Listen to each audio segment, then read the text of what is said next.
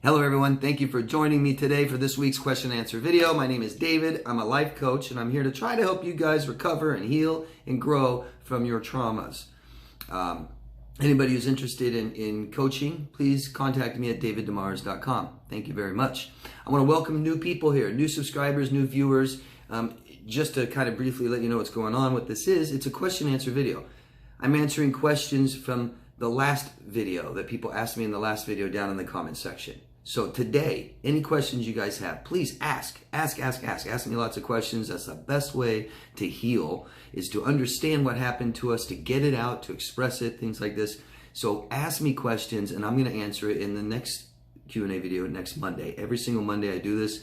I think I've been doing this for like 3 years now. And so I try to be here for you guys every Monday, something for you to count on, something to look forward to in our lives right now. Helps.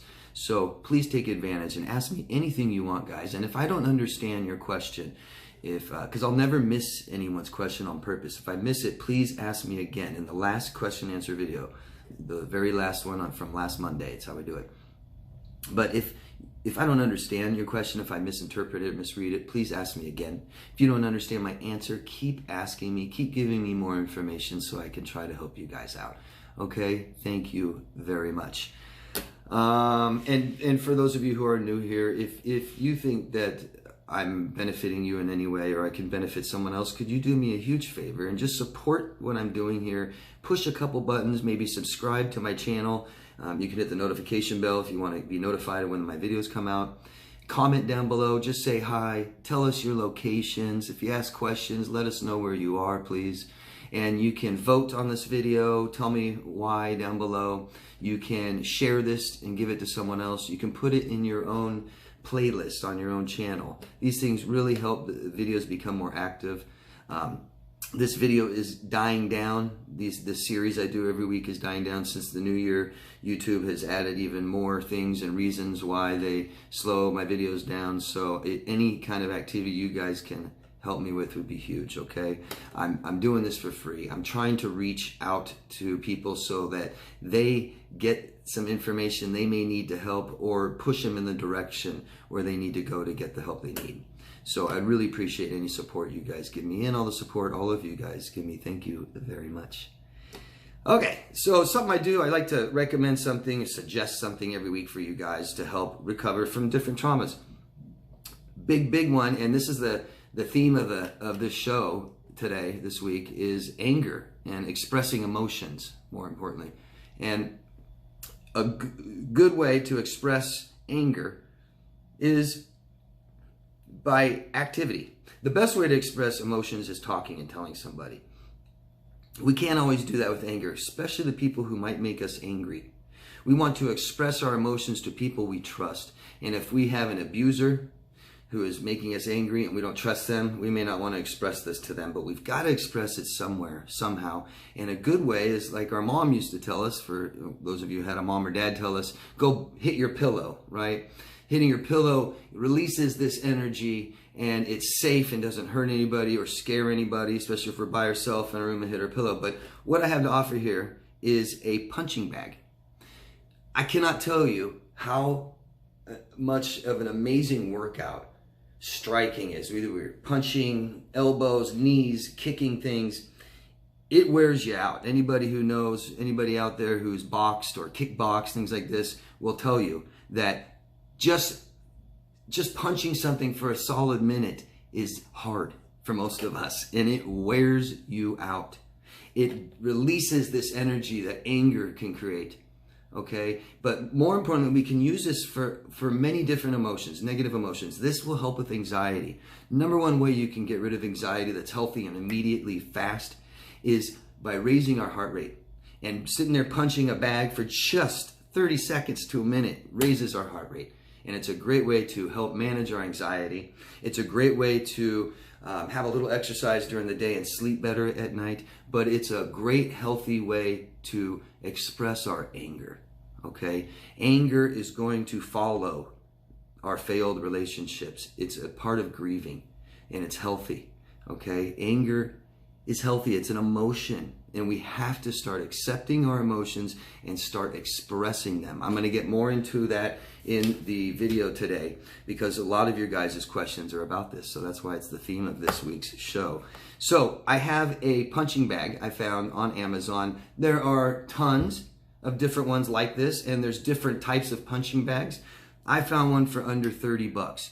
It's a big full body bag that you can hang, and it gives you hardware to hang from the ceiling, or you can use a stand, and it comes unfilled, and that's why it's under 30 bucks and it's cheap to ship. It's lightweight, okay? They're just gonna give you the bag. You can fill it with old clothes, rags, stuffing of different types, sawdust, sand, and that depends on how heavy you want the bag. Beginners, I would go light. Females, maybe lighter, something lighter than maybe sand. I've seen guys fill it with pieces of metal and stuff, crazy. Wear some gloves to protect your hands. If it's a heavier, harder bag and it's hurting your hands, make sure they're padded. But I just think it's such a great thing to get for under 30 bucks. I'm gonna put the link down below in the, what's it called down there? Forgot what that's called. Oh well, down below in the description box, there you go, description box, you will see a bag for Amazon. And like I said, go shopping, go find one that you like. You might want a little hanging one. You might want those old air bags that come up and down like when we were kids. They have tons of those. Those might not work as well. But those are still 20 bucks. You know, here for 10 bucks more, you can get a real kickboxing, punching bag. And it's great. Lots of good reviews. This seems to be like a good one. So, and any of you guys use a punching bag, go down there and please tell us about it. So help inspire other people to do it, because we need to express our emotions. We need to regulate our anxiety, get better sleep, but we need to express anger. We cannot keep anger bottled in. We just can't. Not expressing our emotions, not expressing ourself. And a big part of ourself are our emotions, our feelings. Without expressing this, we become very, very lonely, okay? And these opened emotions can cause depression, okay? So think about all the times you were frustrated, angry, hurt, scared, lost, confused in the relationships you had with somebody who was neglecting you or abusing you. And we didn't express them, right? We kept them inside. And now we're lonely. It makes us all alone with our feelings, all by ourselves. It's like in a huge room full of people and not talking to anybody. You will start becoming lonely and probably anxious, stuff like this. So think about all those times that we didn't appropriately, responsibly express our emotions. And we want to express our emotions to someone we trust. So here we have an abuser hurting us, right? And we want to express this pain, this anger we have, and they don't care. They don't hear it. They tell us, don't, shut up, or they run away. They won't listen. They abuse you, guilt you, shame you, right? And so we're all alone with these. And now we have these opened emotions from our relationship. All these open emotions that we never express and never close, and they stay open forever. Now the relationship ends. It's over. We start grieving the loss. We introspect on ourselves, and that causes depression. And now we have all these open emotions from this relationship that we never expressed. This causes depression, okay? So all the things that hurt us, we need to understand, we need to express them and learn from them. And so we can start closing them, because we can't change the things that happen, but we can understand it and express it, and then it doesn't have to hurt anymore, okay? Very, very important. Anger, we want to be careful how we express anger. We want to stay true to who we are. Very, very important. So we don't want to hurt others, scare others, blame others, accuse others. We want to talk and express how we feel. I'll get more into that later, like I said. But any of you interested in the punching bag, go down below into the description box and you can see the link. And like I said, there's tons of other kinds of punching bags. So look around, okay? Thanks, guys. And I'd love to hear people that do practice on bags, what you have to say about it. Amazing workout, amazing workout. It helps with anxiety and sleep as well, okay? All right, so let's get right into the questions. Please just tell me your locations, everybody. I want to know where you are from. Thanks. Whoopee! I really appreciate your candid advice on holding off on having sex with someone before you get to know them. This is how dependency begins. It makes a lot of sense, and I can't stress it enough, guys. Just for anybody, everybody out there, you start a relationship with sex, and then that's what becomes important, okay? Now we have to measure up to this. We don't know each other yet, you know. If we've had dependent relationships, like with narcissists, borderline, sociopath, stuff like this, really dependent relationships, addictive relationships, and you start having sex again right away with somebody, you're just going down that same road that we were already on. And, you know, falling in love with somebody before you have sex with them, that's real love. Really getting to know who somebody is emotionally, and then falling in love with them, and then have sex, okay? Because you can try to have just great sex with somebody, but that starts to deteriorate and fall, and it's not so great. It won't feel so great anymore. There's got to be something more, an emotional connection that you're sharing with somebody, and the only way you can do that is to get to know someone, okay? If you've had addictive, dependent relationships, be very careful with when and where and when you have sex and how often and how soon, okay? It's so important. Get to know people first. You deserve it. They deserve it, okay? Thanks for just saying that. And I wanted to bring it up again because it's just so important for us. Next question is from Lynn from the United States. Hello, Lynn. I think part of what also drives the impulsivity in a narcissist is their boredom. They cannot be bored. They cannot sit still. They cannot reflect. They are not that self-aware. It's hard for them to grow. All of these things seem to be a sign that pausing and reflecting means that they have to come to grips with their own inner self. That's the problem. They cannot do that. For some, it's discomfort. For others, it's annihilation. Yes. It's like they touch the face of their own inner deadness because what they really are great pretenders. The inability to sit still, so to speak, means they can't handle solitude and quietude. Looking for the quick fix common to many narcissists means succumbing to impulsivity. My 2 cents. Great 2 cents. Worth more than 2 cents. We have to have a healthy, stable sense of ourself and have a relationship with ourself and start learning how to love ourselves. People, all of us, all of you out there that don't want to be alone, that get bored easily, that worry so much. These are clear indications that we don't have a strong, stable sense of ourselves and love ourselves, right? If you're bored when you're by yourself, you might be in bad company, okay? So being able to entertain ourselves and calm ourselves down and tell ourselves good things and stuff like this, give ourselves what we want, that's what we need. That's what we need. And without that relationship with ourselves, it's going to be extremely difficult to impossible to have relationships with other people, and they become dependent, okay? We don't want to need a person, a particular person. We need society, we need relationships, and we have emotional needs that have to be met, but we don't need a specific single person. And watch out for that when people say that. I needed you, I need you, I needed you to be there for me. Uh-oh, or what? Right? Or what? What are you going to do if that person's not there for you? We have to take care of ourselves, okay? Thank you. Great comment. Next one is from Miranda. Don't know where you're from, I don't think. How long does cognitive dissonance last after narcissistic relationships? It's been a while, and there are times when I start doubting my experience with him still. But when I look back at my list of what he did, it reconfirms my truth. So, you know, not everybody has the same path, not everyone had the same thing happen, not everyone dated somebody for the same amount of time, not everybody reacts the same to trauma, right? So we've got different levels of cognitive dissonance and different reasons and stuff like this.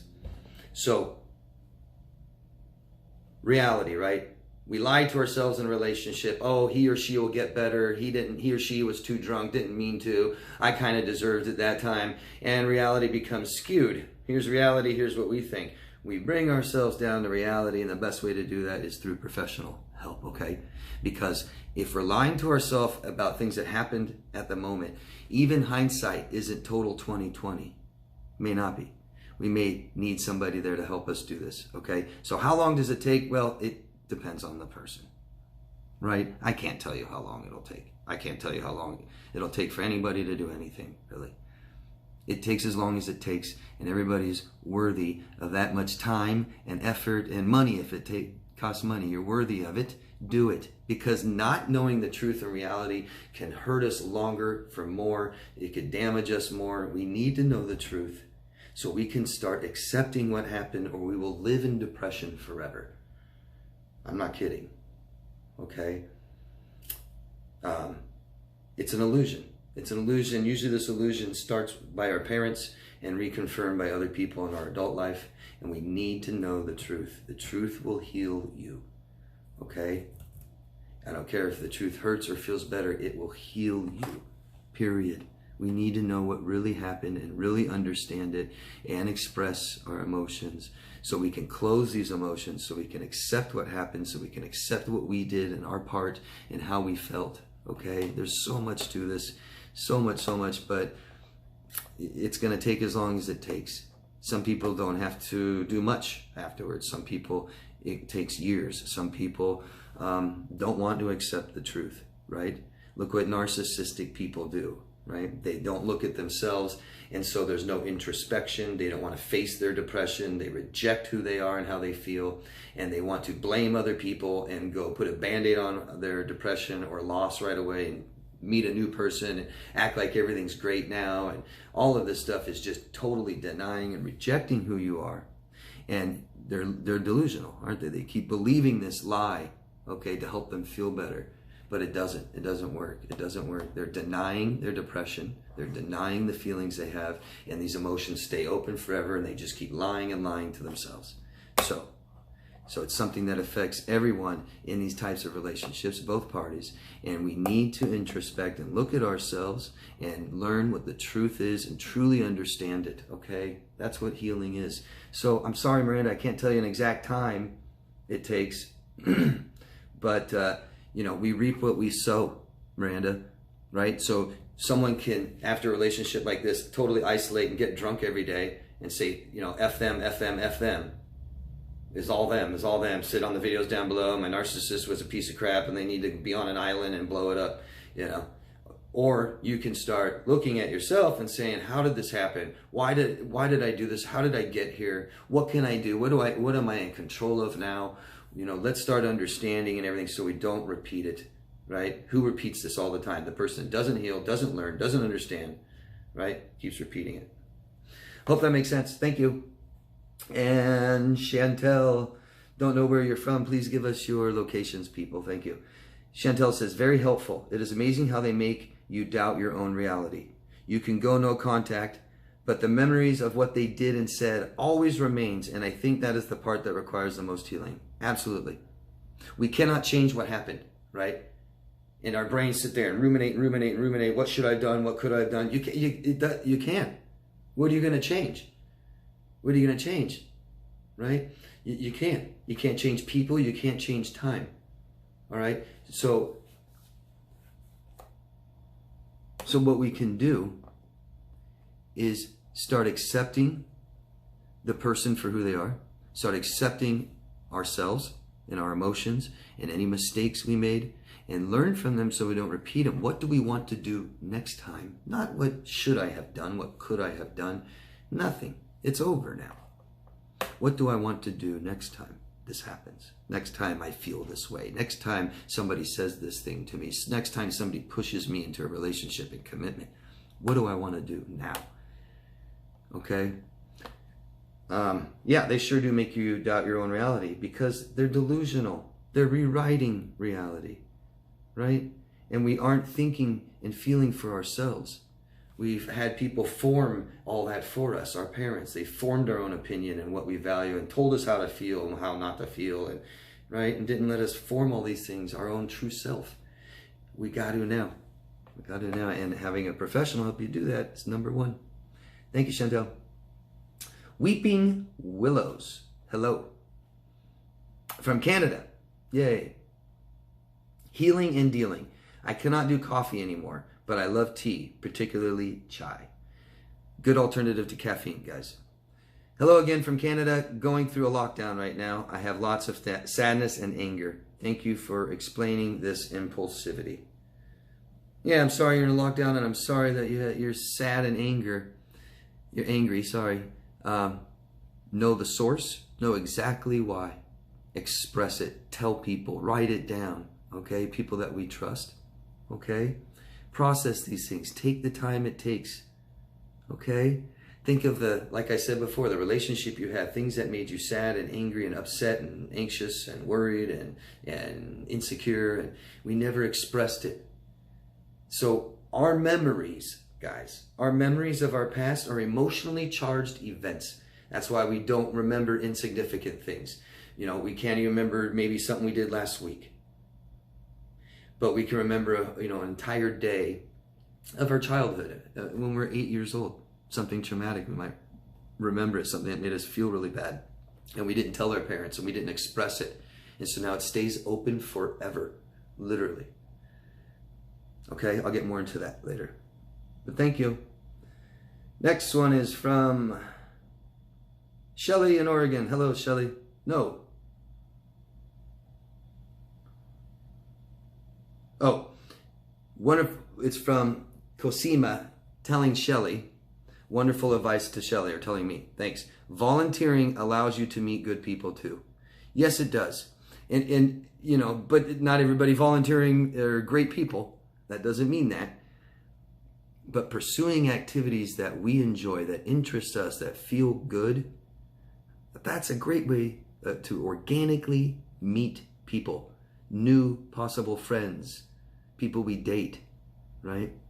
People going on a dating site, to me, says, I need someone to fill this void in my life. So I don't really care about, what we do, as long as I meet you and we get together as soon as possible. That's what I need, okay? I know I don't know who this person is yet, but I need them. And so I'm on a dating site, and what I'm really trying to do is just date. It's so much better if you're pursuing your own self-interest and you find things that interest you, and the world becomes more interesting. But we're committed to something, we're investing in it, and we meet other people with same common similar interests, not trying to just date. They're trying to do things that they enjoy, right? And we find other people to do this with us in groups. It's great. It's just perfect. But thank you, Shelley. Thank you, Cosima. And next one is from C in Colorado. Hello. I have tried to cut them down, and chicory coffee is a good choice. Finally went total no contact. At first I looked at his social media until I got too painful. Yes, it's amazing how fast they move on while we struggle. Is it an act on their part? I'm a big fan of your channel. Thank you very much for supporting my channel. Is it an act? You can't be more fake and false than a narcissist, okay? We're talking about people with narcissistic personality disorder, okay? This is a true person who completely rejects who they are, their true self, how they feel, who they are, what they value, things like this. They reject all of it, and they will build this persona and project that to you and say, this is who I am, this is who I am.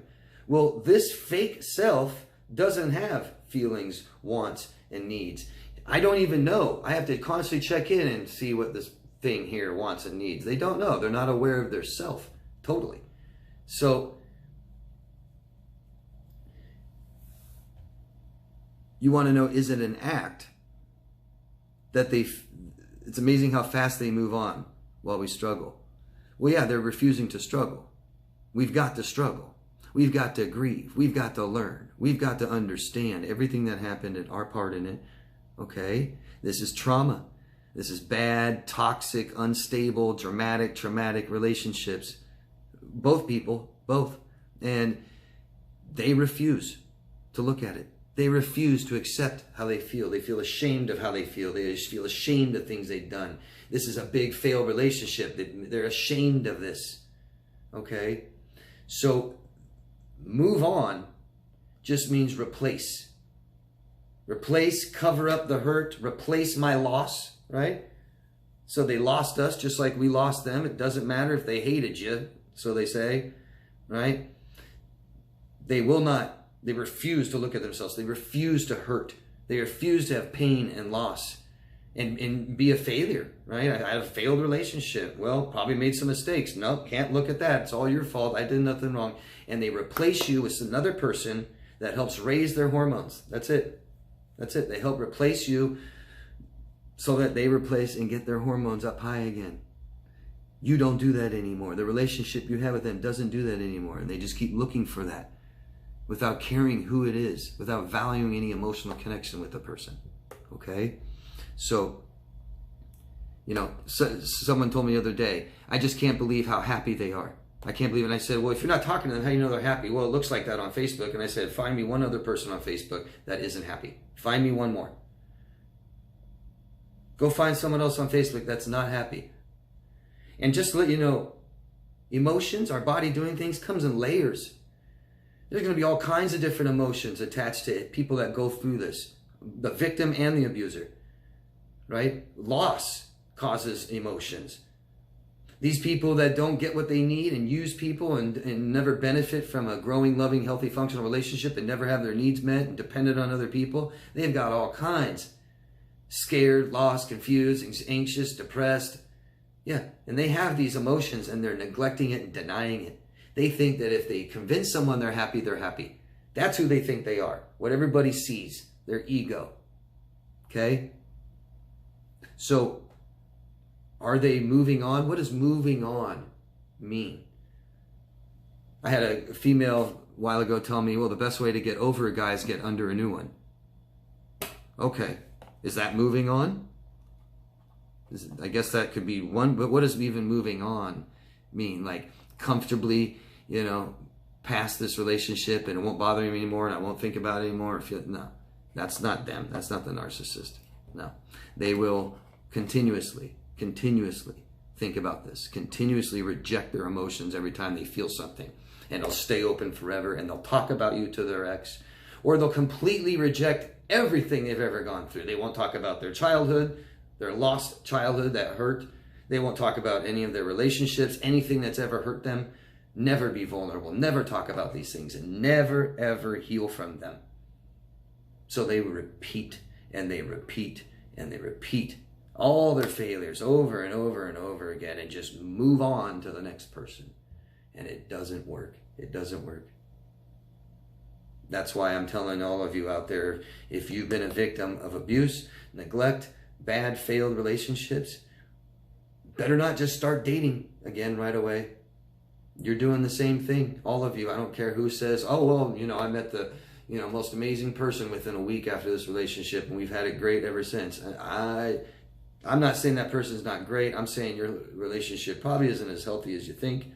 And you're rejecting and denying the experiences you've had, and you need to express them and accept them and understand them. They will follow you. They will follow you like ghosts. And now you're in this great relationship, but what are you going to do? Not talk about the past with them? Just ignore it? Or are you going to talk about your ex with them? Right? Either way, it's not going to serve you well. Okay? All right. Thank you. Next one is from Blue in Washington State. Hello. Speaking of the last topic you covered in this video, I've typically seen how a narcissistic parent also does not want any of their children to succeed. In fact, my narc mom seems to relish in putting down all 4 of her children, myself included, or just doesn't acknowledge any, and I mean any accomplishments. Also, David, you touched on having interest, and I'm curious if you have any besides what you do here. Yeah, I have tons of interest. I like traveling, I like water sports, and somebody else has asked me, and I think I have it coming up, something I did that interests me, that really helped me in my own recovery. And I've talked about this before, and I can't express it enough, and I'll get into it more with the next question, but riding a bike. Riding a bike. I talked about it, I think even showed a picture of my bike a while ago. I can't express enough how great it is. And it may not be for you, maybe just for me and a lot of other people, but man, it is so awesome. Riding bikes, I know, that's it. But you get outside, you get great exercise that's safe and not too hard on your knees and stuff like this. I even was telling somebody I have an electric, and just going on a bike on electric without even pedaling raises your heart rate, because your mind says you're going this fast, and so it reacts like you're going that fast. You're raising your heart rate and you're not even pedaling. Okay? But you're getting out in fresh air and you're getting around other people. You're changing your scenery and environment all the time and seeing lots of things, a lot more than if you're walking or running. And I'll go visit a handful of parks in one day. And I meet people and I talk to people and I meet other people to ride with, and I've forced my friends out to ride with me, and it's just amazing. It really is. And I'll take it in place of a car any day, you know, unless it's really long distance. But it's so easy to get on and ride to a store and grocery shop, things like this. In close places that are close, I can get there in the same amount of time or faster than a car. Obviously, if you're dealing with weather, not so advantageous with ice, snow, and rain. But there's things you can do about that, believe it or not. You can wear rain gear. They even have thermal electric underwear. You can stay plenty warm, even in below freezing temperatures. But it's about what you want, what interests you. It's about being committed and investing in these things, okay? I can't express enough how great having a bike has been for me. Just awesome. There's also meetups. If you guys don't know what meetups are, it's literally just finding other people in your area to do the things you like together. That's it. Not a dating site, okay? I tried to join a meetup once with my bike.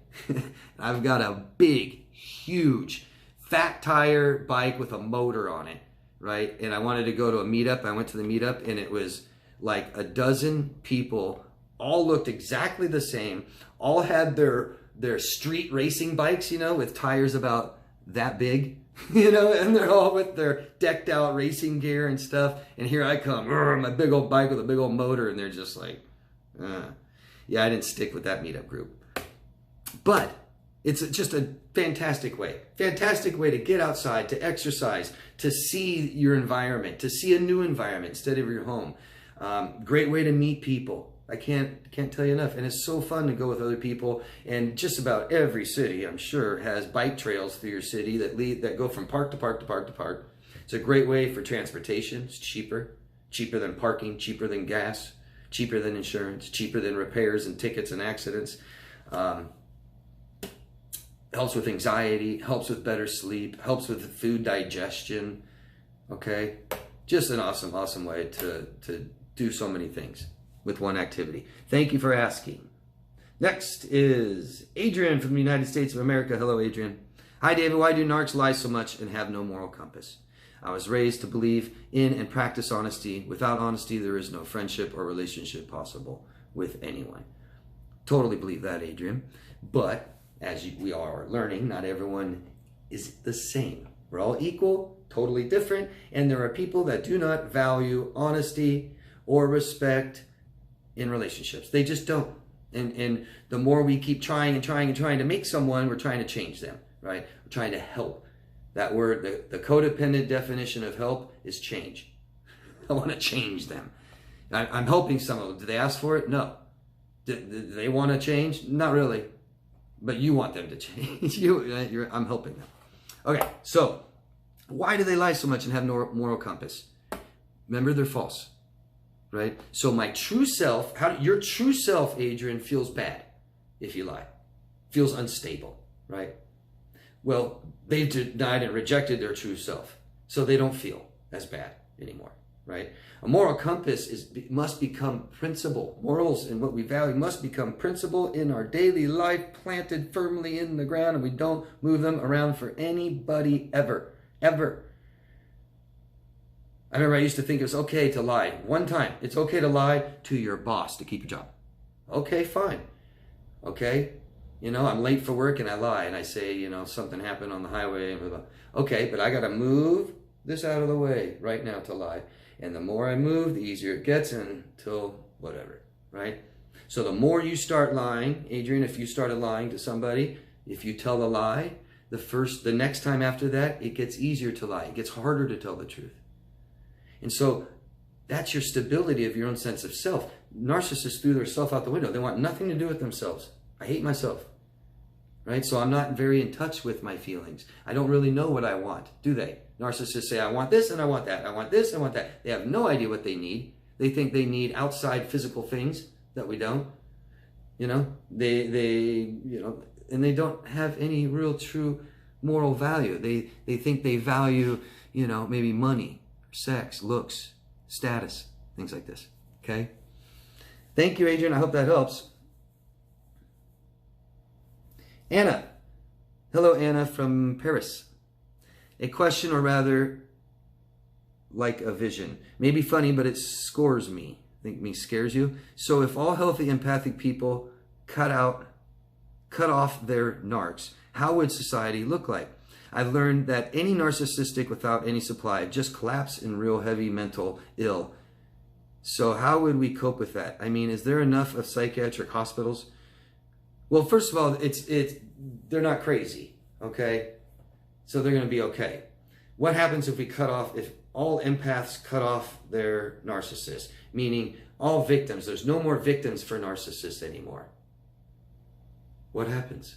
Oh, the narcissist realizes their behavior is not accepted, and maybe that will be how they change a little. Maybe not change who they are, but their behaviors and how they treat people, okay? What's enabling? Accepting bad behavior. Accepting it in one way or another. You're enabling it, you're accepting it, you're not calling them out, you're staying in their lives, you're accepting it, you're enabling this behavior, okay? So if you have a person with a personality disorder, particularly narcissistic personality disorder, you can even say borderline, you could say antisocial, you could say histrionic. If you're in their life and they're not trying to get better, you are enabling them. You are accepting this behavior, and it will continue as long as you accept it. Once you don't accept it anymore, it will not continue to you. And that goes along with everybody. As long as nobody's accepting it, they will stop, because it's number one in their lives. Like everybody else, it's number one to be accepted by society, to not be rejected by society as a whole. Okay? And that's why most narcissists do this type of abusive behavior at home, away from everybody else's view, so they can't see it. And then they go and tell everyone you did it, because they know it's wrong. They know it's not accepted. They just have troubles with their behavior. They have troubles controlling their behavior. So we're not going to change a narcissist, but we can stop the behavior, at least towards ourselves, by not accepting it anymore and calling them out and not having them in our lives anymore. This forces them to go find somebody else. And if there's nobody else, you ask,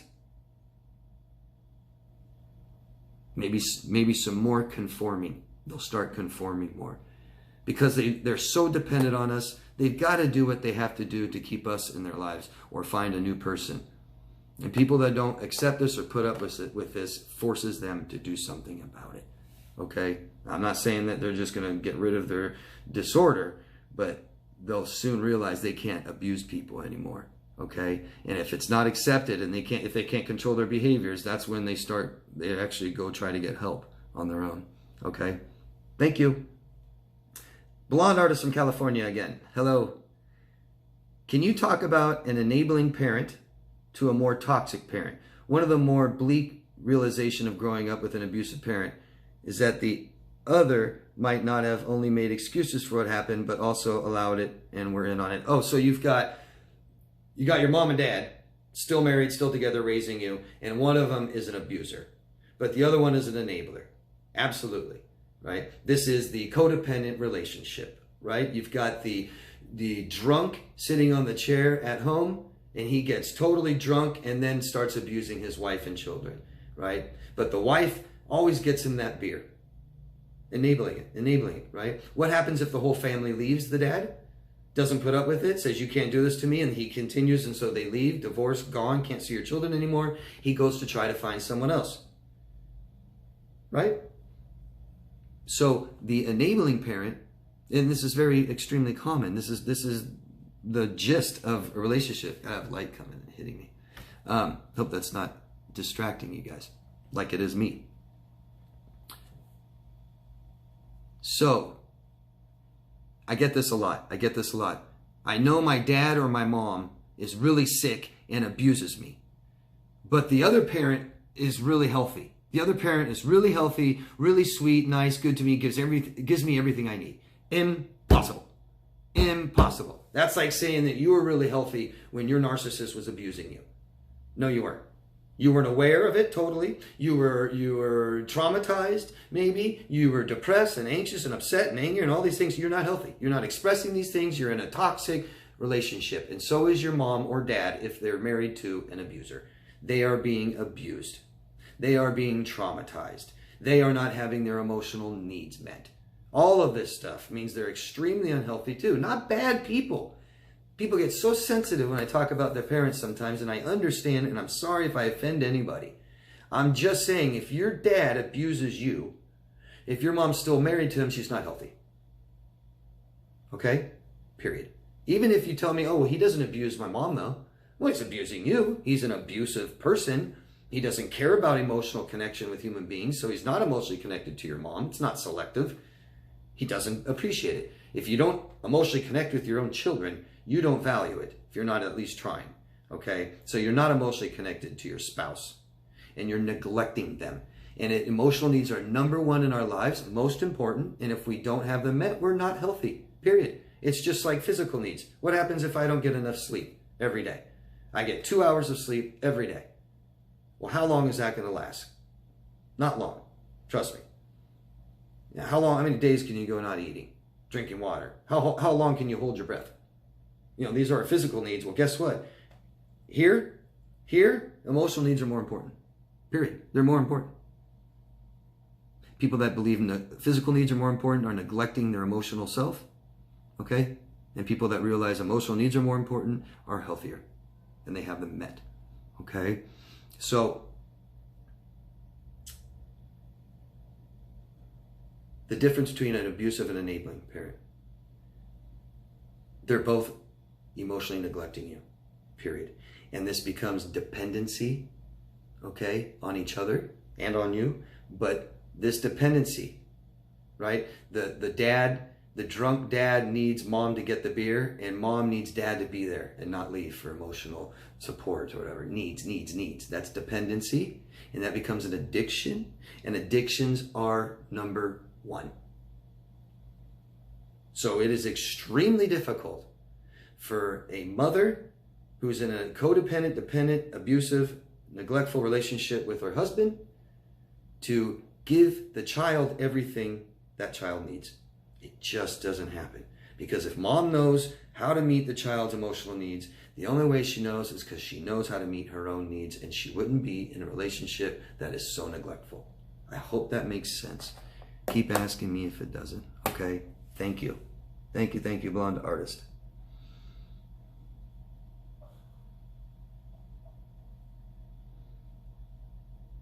C from Colorado.